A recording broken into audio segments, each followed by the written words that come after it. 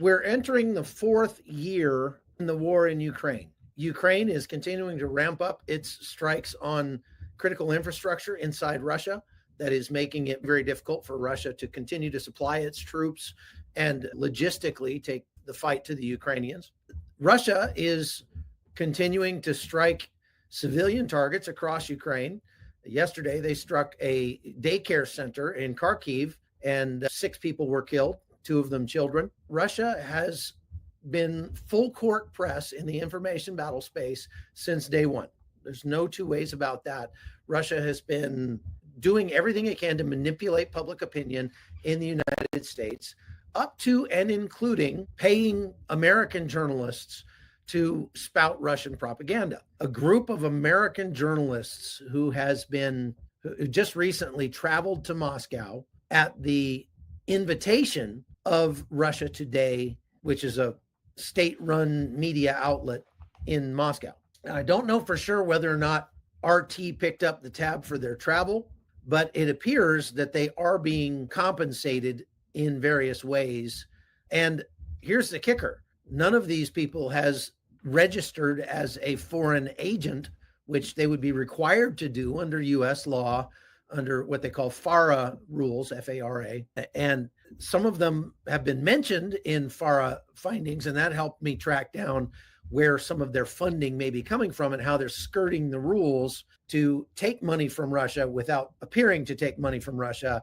But nevertheless, if they're not taking money from Russia, they've really been brainwashed, because they are completely spouting Russian propaganda now in every way. So Russia is resorting to its strategy that it does every fall of trying to knock out Ukrainian power infrastructure and trying to basically put Ukraine in the dark and freeze them out over the winter. The problem with that strategy is that Ukraine has had 4 years of dealing with this now, and so they're pretty well prepared. There are some places across Kyiv recently that were blacked out for a few hours, and they are getting rolling blackouts as their infrastructure is damaged and they don't have the capacity to keep the lights on all the time. However, the people on the ground have adapted very well by getting batteries that they can charge their phones and things like that with, and getting alternate sources of heat for the winter.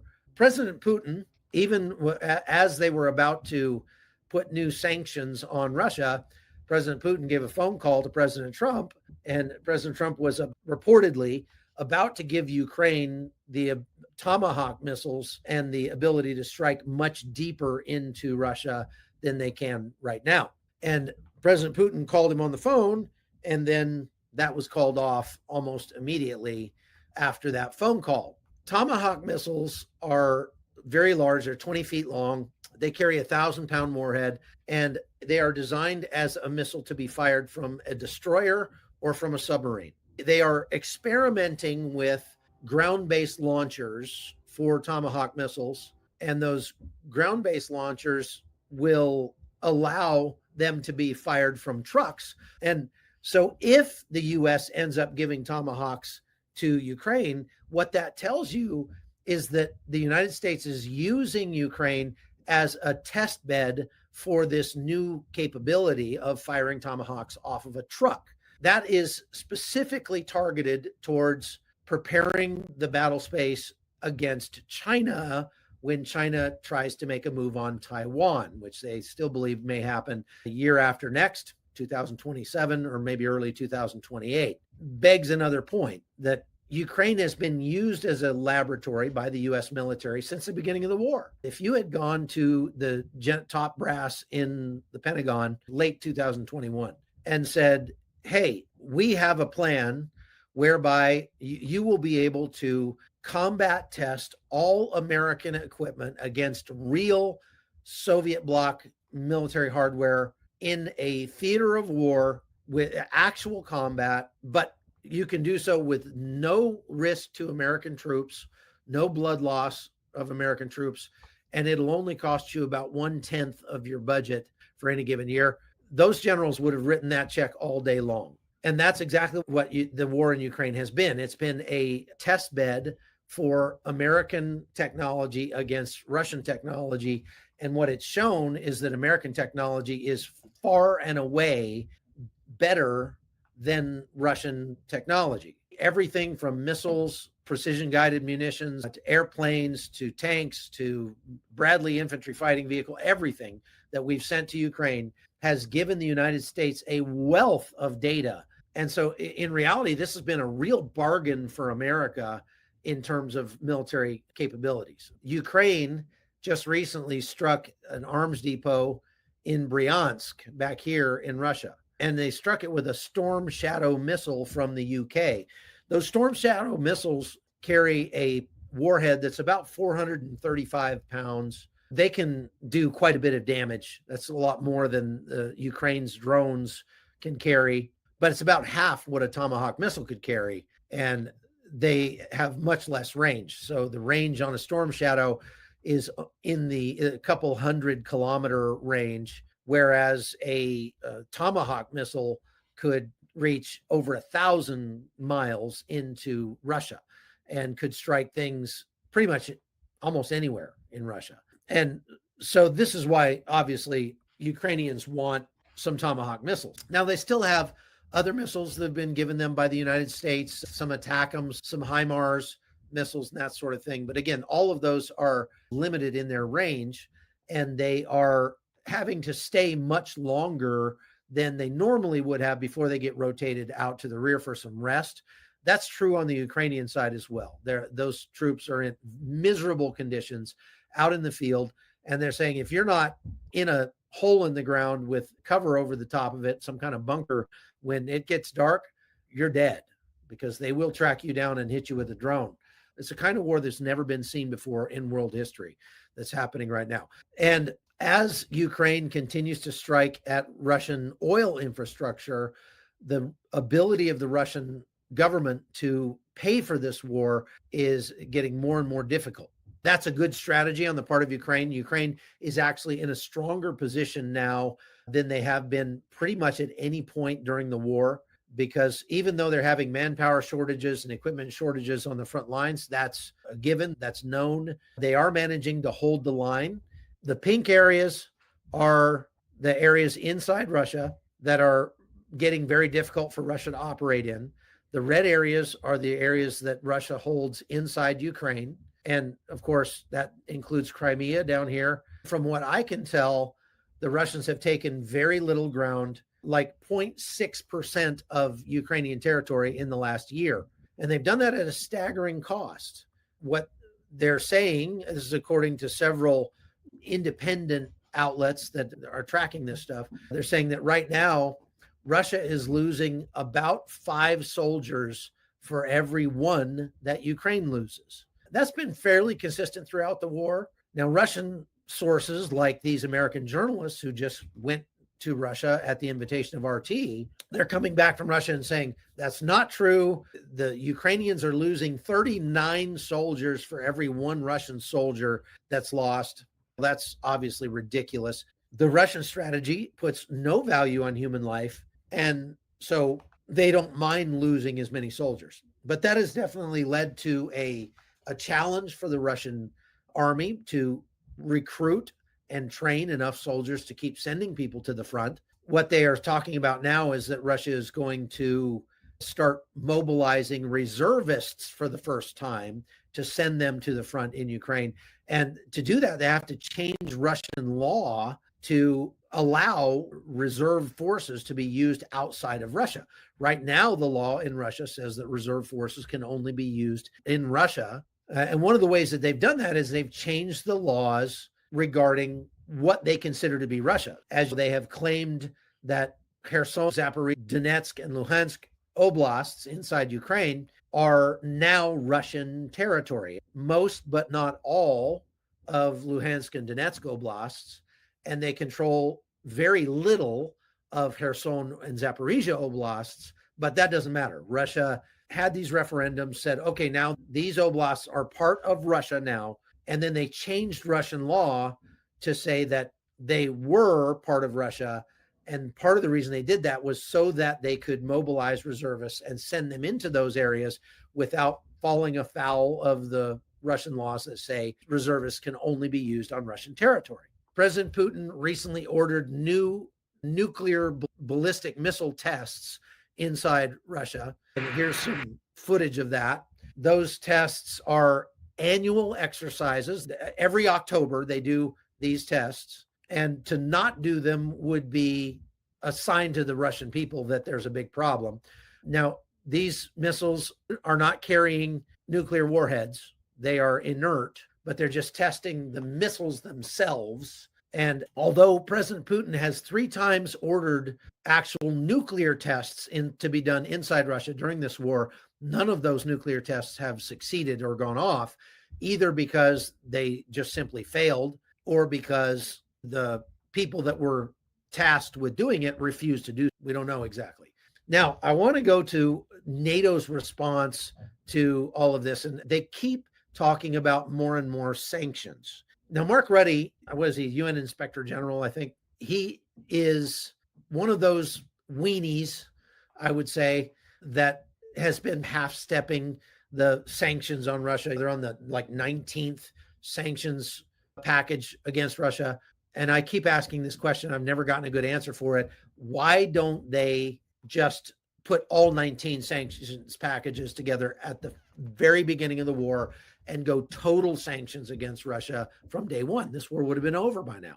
So they're putting more sanctions on Rosneft and oil companies, that sort of thing. And yeah, they will help. As a matter of fact, we found out that yesterday they announced that India will stop buying oil from Russia in exchange for tariff relief from the United States. This is a photograph that Scott Ritter posted on his X account this last week of himself along with another journalist, the guy in the middle, I don't remember his name, but that's Steven Seagal, the former action star actor, but he's been a staunch supporter of Russia for many years.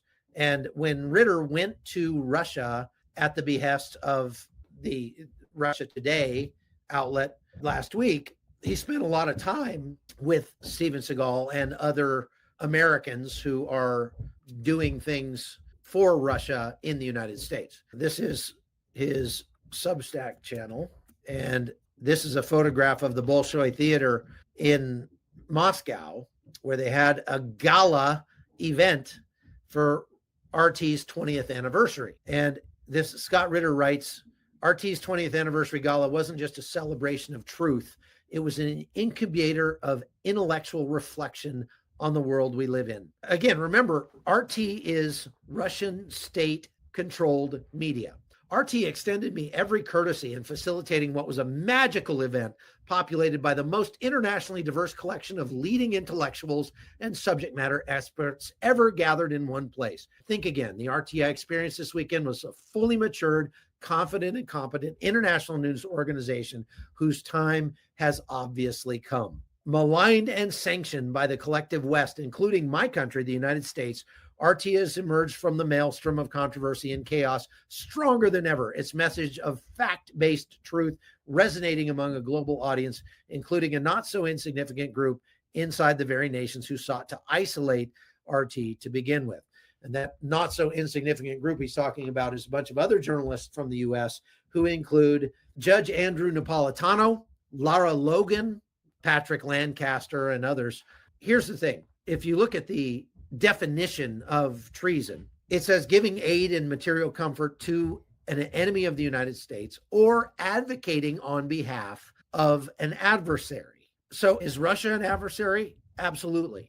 Are we in a declared war with Russia? No, we're not. And so Russia is not a declared enemy yet, but they certainly are an adversary. And Russia, as I've pointed out many times, is already at war with the United States. They're just doing it in the information battle space, the cyber battle space, et cetera, an asymmetric warfare. So now if a journalist or any American citizen is going to be advocating for one of our adversaries, is going to be speaking on behalf of the government of another country to the American people, especially trying to sway the American public's opinion toward that, then that may not rise to the level of outright treason, but it would trigger a requirement for that person to register as a foreign agent under the FARA Act, F-A-R-A.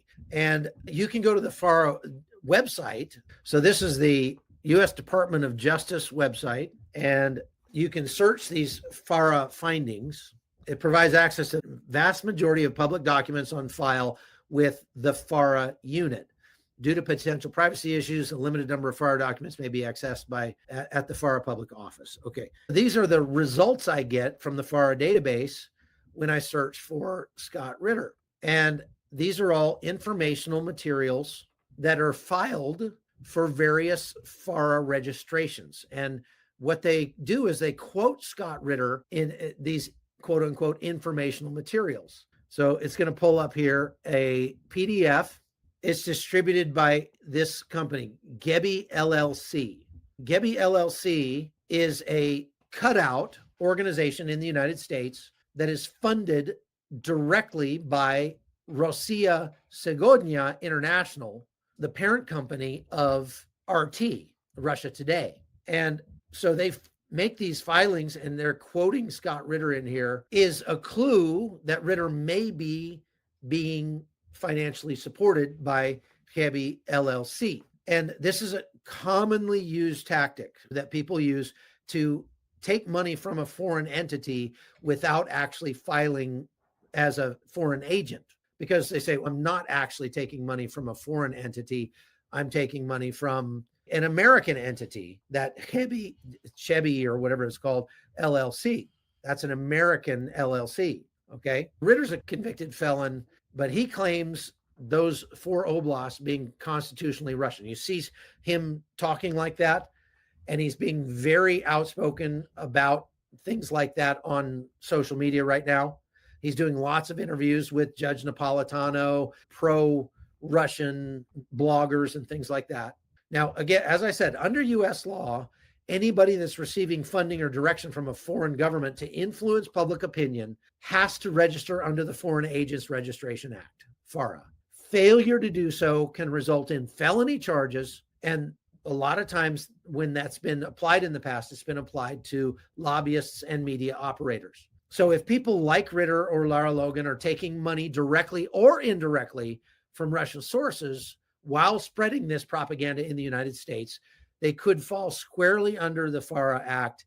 And if they have not registered as agents, and it appears that they have not, then it may not rise to the level of treason, but it would be a felony. This information warfare is the most critical battle space in the war between Russia and Ukraine today. Here's what's really at stake. Ukraine is very quickly adapting to the current reality on the battlefield. And Russia is showing that it is unable. Their spring offensive, their summer offensive, and their fall offensive all failed in Ukraine. So the battle space is not so much the physical war as it is the information war. Moscow is pursuing this media campaign inside the United States and trying to break our resolve to support Ukraine. The question here is not whether Ukraine or Russia is winning.